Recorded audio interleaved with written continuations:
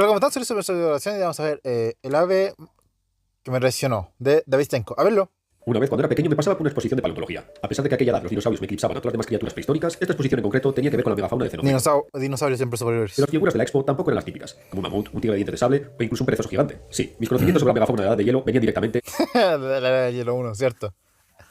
de la película Ice Age. Los seres de la exposición eran animales de los cuales no sabía nada. Me sabía el dedillo que los dinosaurios se extinguieron hace 65 millones de años. Bueno, 65 cuando era niño. Hoy en día la cifra más usada es 66 millones de años. Y no porque ¿Cierto? tengo un millón de años, sino porque dataciones radiométricas más recientes y precisas han ajustado la fecha de la extinción a precisamente 66 millones de años. El caso es que nunca Es que 65 suena mejor porque es como un número par. Bueno, no par. Es un número que queda perfecto. 65. 66 queda como medio raro. me había parado a pensar que desde la extinción de los lagartos terribles hasta la aparición de Manny, Sid y Diego había un trecho temporal gigantesco. Obviamente ¿Cierto? Muy grande. La megafauna fueron un moco comparado a los dinosaurios. durante estos millones de años tuvo que pasar algo. Algo tenía que vivir aquí. El mundo no fue un erial durante estos millones de años. Pues sí, ciertamente algo habitaba este mundo de transición entre el Mesozoico y el presente.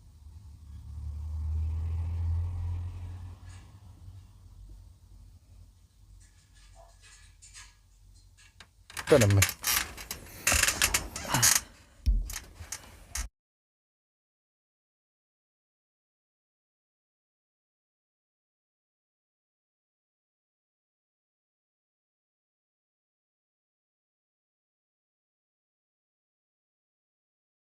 Nah, después recorto esto en edición.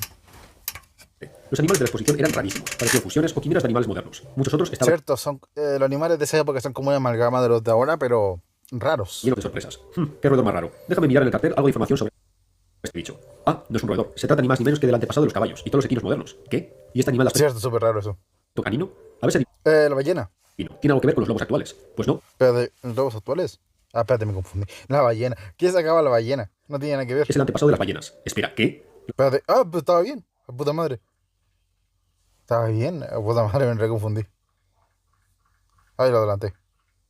¿Los gigantes de los océanos vienen de este animal terrestre? Bueno, creo que lo pilláis. Se abre una puerta hacia un nuevo mundo ante mí. Pero a pesar de que el Cenozoico Pues sí, pues son mamíferos. What the fuck. es conocido popularmente como la era de los mamíferos, creo recordar que la exposición se llamaba literalmente así, mis ojos se posaron sobre un animal que claramente no era un mamífero. Una escultura de un ave gigante de mínimo 2 metros de altura, armado con un pico sobredimensionado y garras que me recordaban a las de los velociraptores de Jurassic Park. ¿Realmente esto existió? Mira el nombre. Gastornis. Aquí es cuando conocí un grupo de animales increíbles, las famosas aves del terror. Aves gigantes que eran cazadoras terrestres. Pero Gastornis en concreto tenía una sorpresa bajo la manga, que justo en aquel momento no se sabía. Un dato que para el mini Davichenko se sintió como una traición. Así que en el vídeo de hoy, acompañando al limbo temporal que era el comienzo del Que Cenozoico, el probablemente hogar pensó que era un dinosaurio, pero probablemente no, pues. de Gastornis, el ave que me traicionó. Un ave lo cuquió.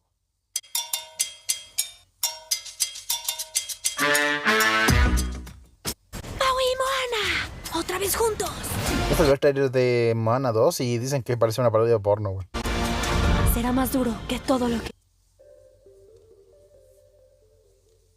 Imagínate que eres un pequeño animal similar a una musaraña que se pasa el día escondido en su madriguera y que por las noches sale en busca de insectos y semillas. Ah, ya sé. Que realmente se sabe que ahora que realmente era vegetariano, no carnívoro. Vives rápido y mueres joven. Tu metabolismo rápido de sangre caliente te obliga a estar constantemente en movimiento, pero a la vez debes de tener cuidado con los seres que dominan este mundo. Reptiles gigantes, muchos de ellos ágiles depredadores que no dejarán pasar la oportunidad de cazarte. La vida de tu linaje ha sido así durante los últimos 150 millones de años. Los mamíferos siempre han vivido a la sombra del grupo dominante de este mundo, los dinosaurios. La primavera es una buena época del año, alimento en abundancia. Las flores del Cretácico inundan todo con su polen. El ambiente está lleno de llamadas del apareamiento de los gigantes. Tiene pinta que esta va a ser una buena noche, pero en realidad esa noche de primavera del Cretácico va a ser el peor día de la historia de la Tierra en los últimos 200 millones de años. Mira ese resto peludito. Mientras subes la hojarasca, Aunque no tiene mucho sentido que haya un cerezo atrás de ellos porque los cerezos son artificiales. Hasta por nuestra época son artificiales. ¿qué ocurre? La noche se ha convertido súbitamente en día. Un segundo sol se alza en el horizonte. Solo que no es un sol. Es la explosión de millones de toneladas de roca evaporándose debido a un impacto monstruoso a miles de kilómetros de distancia.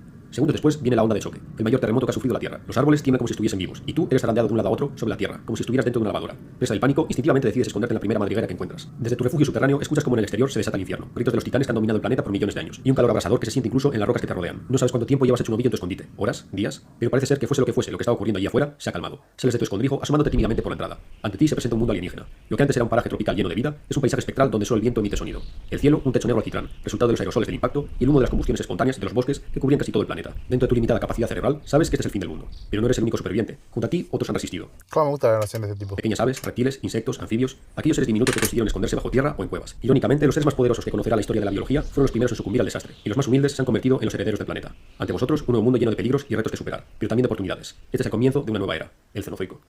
El impacto del asteroide que marcó el final de la era de los dinosaurios esterilizó el planeta en un abrir y cerrar de ojos, borrando de la faz de la Tierra a 75% de las especies terrestres y marinas. El planeta no recupera un nivel de biodiversidad similar hasta por lo menos 5 millones de años, pero básicamente todos los animales que conoces hoy en día son el resultado de los supervivientes de la extinción del Cretácico-Paleógeno. Esto te incluye a ti. Sí, todos los mamíferos desde las musarañas hasta las ballenas, y pasando por los humanos, debemos nuestra existencia a un grupo de diminutos mamíferos que sobrevivieron al apocalipsis. Lo mismo ocurre con el resto de grupos de animales actuales. Todos provienen de un puñado de supervivientes. Pero a pesar de que a la larga los vencedores evolutivos fueron los mamíferos, aunque bueno, lo cierto es que es una visión muy sesgada, porque da la casualidad que soy un mamífero, invertebrados como las hormigas tal vez tendrían algo que decir al respecto, la batalla evolutiva estuvo mucho más reñida de lo que muchos creen, sobre todo al comienzo del Cenozoico, especialmente si tenemos en cuenta al grupo de animales protagónico de este vídeo, las aves. Las aves. Sí, las aves todavía siguen siendo dinosaurios, así que se trataron de adaptar también lo más posible.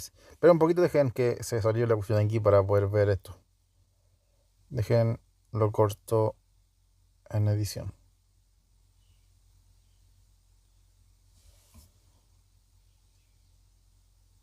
Ya, se arregló. Ya, después lo corto yo en edición así.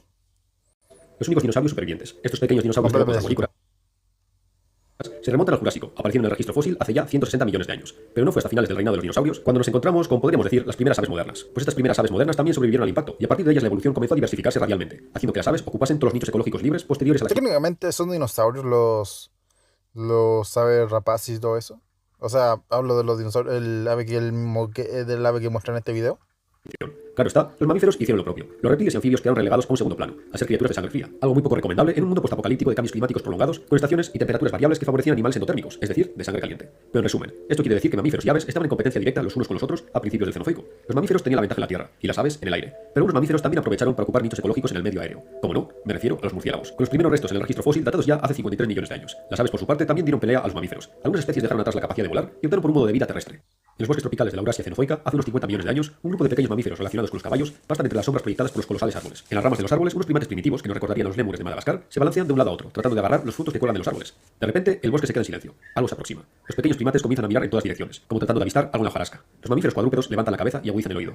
Entonces, entre las sombras, emerge una figura bípeda, rematada con una enorme cabeza. Sí, pero se supone que directamente el que sale en este documental se descubrió que realmente era herbívoro, no comía animales. Que mueve de un lado a otro. La imponente figura asusta a los pequeños protocaballos, que huyen despavoridos en la otra dirección. Hablo del que sale en el documental que acaba de mostrar, no el que salga que él está hablando, porque yo no sé cuál está hablando él en específico.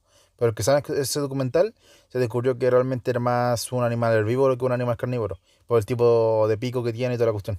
Pero su retirada es cortada por otro de estos seres gigantes, que castañea con su terrible pico de una manera ansiosa, y listo para cobrarse una comida fácil. Es aquí cuando os presento al protagonista de esta historia, el Gastornis. Mejor dicho, los Gastornis, ya que es un grupo formado por 5 Sí, mira, se nota que este es herbívoro porque su pico es demasiado normal, por así decirlo, parece más de un loro.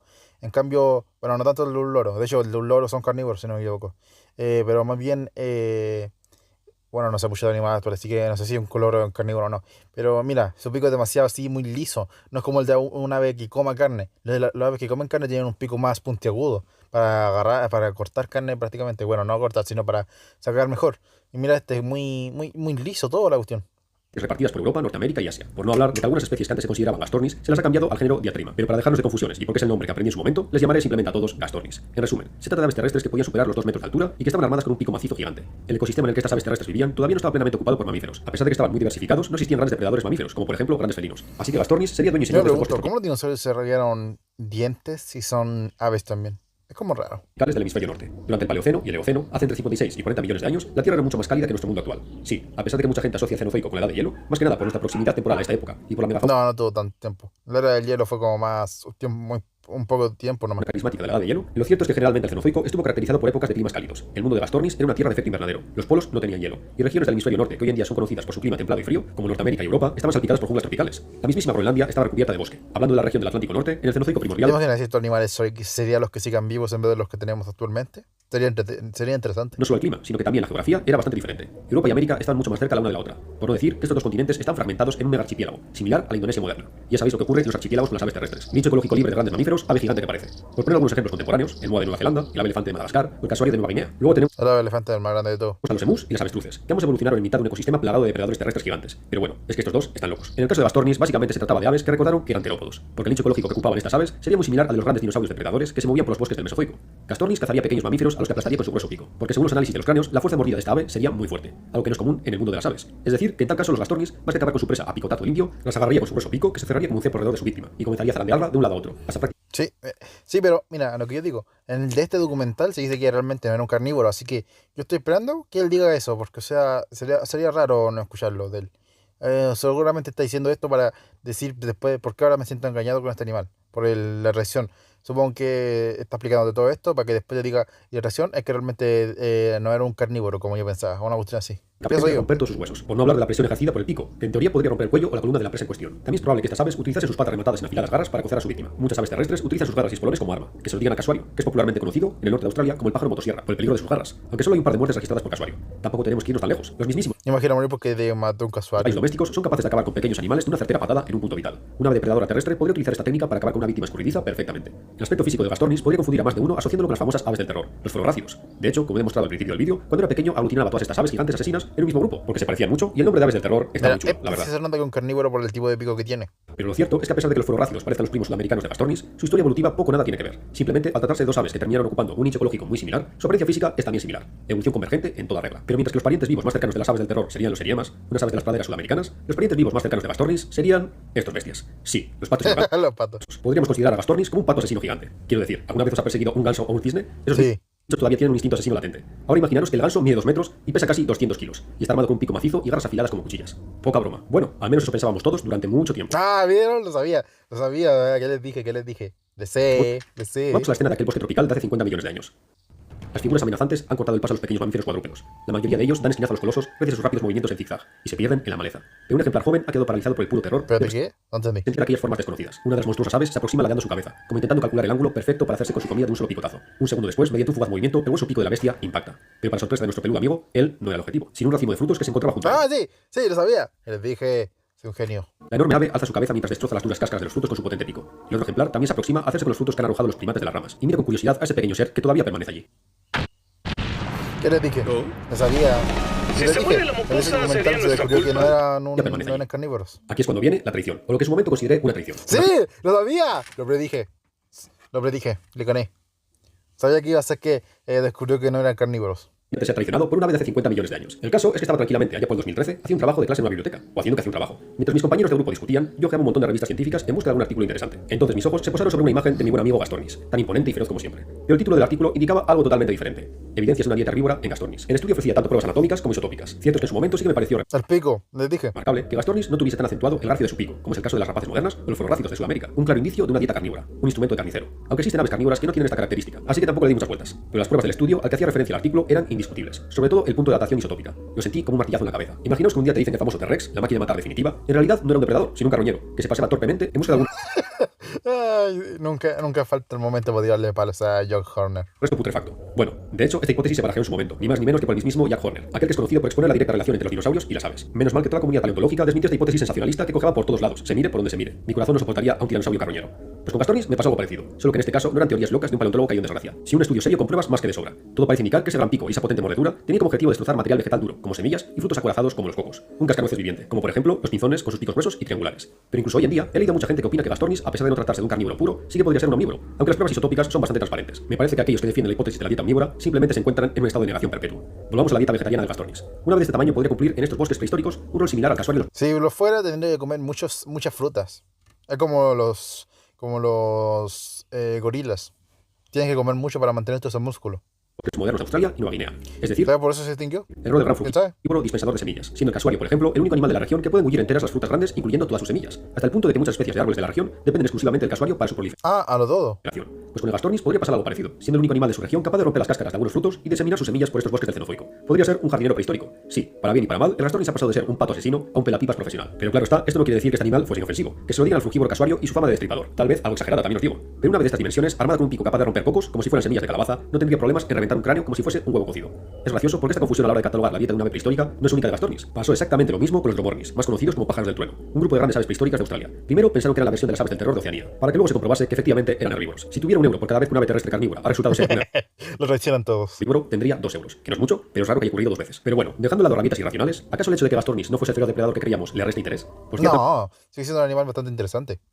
ciertamente no. Gastornis sigue siendo el resultado de una era increíble, donde la evolución experimentaba con los nuevos dueños del mundo. Un momento en el que los dinosaurios estuvieron a puntito de volver, resurgiendo sus cenizas. Cierto, tuvieron una pizca, tuvieron que haber estado más tiempo, pero llegó la era del hielo y valieron verga.